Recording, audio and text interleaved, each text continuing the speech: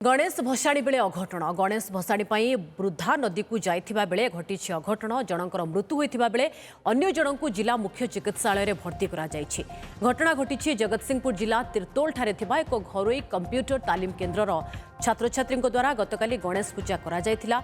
आज सकाळे किछि छात्र पाख वृद्धा नदी को ठाकुर विसर्जन करने को जाइथिबा बेले नदी भितरकु 3 जनक गोड़ खसी जाइथिला।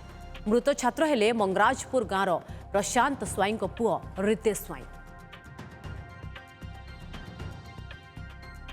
जगतसिंहपुर प्रतिनिधि मानस कानूनगो अधिक सूचना पाई रही। मानस केतबळे दुखद घटना घटी अन्य जड़े गुरुतर थिबा कुहा जाउछि तांको अवस्था कौन एवं केमिति गोड़ खसीगला?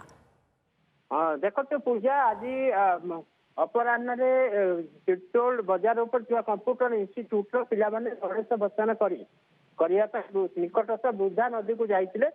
वृद्धा नदी में गणेश को भसैवा समय 3 जन छात्र गोड़ खसी जाइए। 3 जन मध्य जड़े ऊपर रही जाते कि आउ 2 जन नदी गर्भ भितर को चली जाते भितर जड़े पूरा बुड़ी जा फल से उद्धार करने कष्टकर होता। स्थानीय लोकों सहायता उद्धार कर भितर जड़े कुजंग ब्लॉक मंगराजपुर गाँव जे रही प्रशांत स्वाई पुओ रितेश स्वाई से नदी गर्भ भितर पलैते बहुत समय खोजाखोजी करने मिल नाला परवर्ती पर्याय शरीर मिलता कि सहित आउ जन जो छात्र रही कुजंग ब्लॉक भराल ग्राम रही अक्षय बारिक पुओ एस रविकिरण ये नदी भितर खसी जाते। उभय को स्थानीय ग्रामवासी उद्धार करा उद्धार निकटस्थ मणिजंगा गोष्ठी स्वास्थ्य केन्द्र को निया किंतु सेठारे डाक्टर मंगराजपुर जो रही रितेश स्वाई मृत घोषणा करते।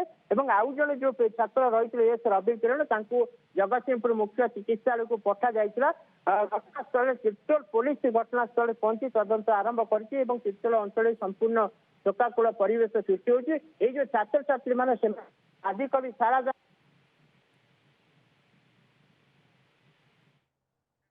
निहाती बड़ दुखद खबर मानस जहाँ आप दौरान वर्तमान वर्षा दिन समय और छोट बड़ सबू नदी में वर्तमान आम कहीपर प्रखर स्रोत और नदी उछुली रोचे।